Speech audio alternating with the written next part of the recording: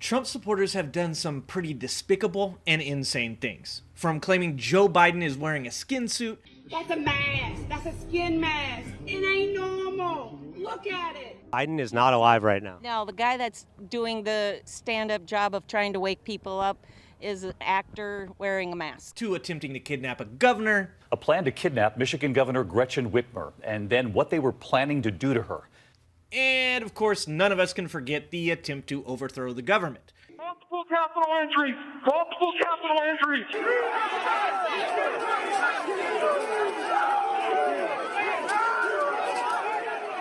But every time you think they have reached the pinnacle of degeneracy, one of them says, "Hold my Kool-Aid."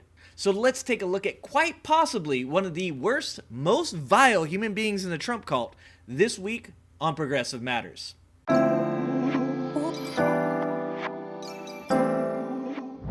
I saw some groups that had thousands of people in the group. In my group was probably about 50% overseas, Australia, Britain, China, Japan. Did you think about the monkeys, the pain? Not at that point. All I thought about at that point was money. While getting ready to stream the other day, I came across this headline. And though we live in some pretty crazy times, I guess I am still quite naive, because there is no way you could ever convince me that there was a global monkey torture network being ran by a guy named the Torture King. But the moment I saw the picture and glimpsed the side-by-side flags of hate and intolerance, the chances of this being an absolute shit attempt at satire flew out the window. And before the "it's not hate, it's heritage" crowd gets all riled up and starts defending a guy who said, and I quote, "I was the man. You want to see monkeys get messed up? I could bring it to you." Let me point out the international signs for "I'm a racist piece of human garbage," the lightning bolts of the SS, and the 88, which stands for HH.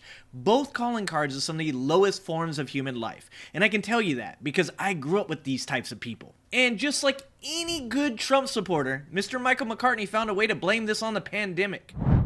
Basically, during the pandemic, obviously, everybody had time on their hands. I came across a random video of a monkey being teased with a baby bottle. And that was Minnie. I don't look at myself as a sick or demented person, but I couldn't pull out of it.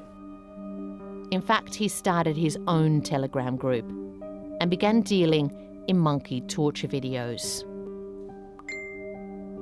Every video that popped up, I clicked it, put it in a file. Why? Because every file came with a $sign to me. Now, I don't know about the rest of you, but when I had downtime during the COVID pandemic, torturing bubbles and making money off it for these people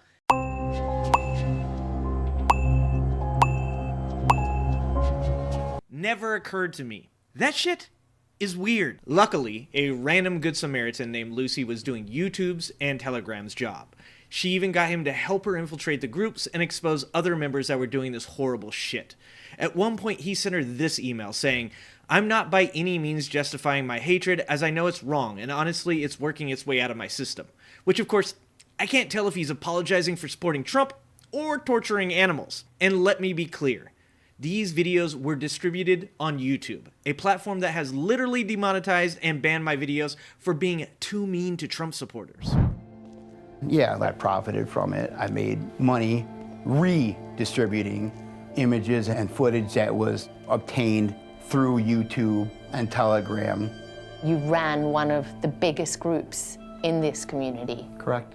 When the BBC reached out to YouTube for comment, they declined an interview request, but said, "There is no place on our platform for animal abuse. In the last year alone, we have removed hundreds of thousands of videos and terminated thousands of channels violating our guidelines." They also reached out to Telegram, who of course stood firm in defense of animal abuse because Telegram is a cesspit, saying Telegram is committed to protecting user privacy and human rights such as freedom of speech.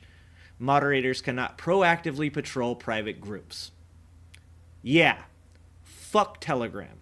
I hope Elon Musk buys your company. Mr. McCartney has agreed to plead guilty and faces up to 5 years in prison, which we all know he'll do about 18 months. But apparently the BBC did a report on this guy and many others like him almost a year ago. But just like this Republican congressman that went over to Uganda to rally Ugandans around their president who decided to institute the death penalty for gay people, somehow this one flew under the radar. seems a little sus. Remember, get educated and get out and vote.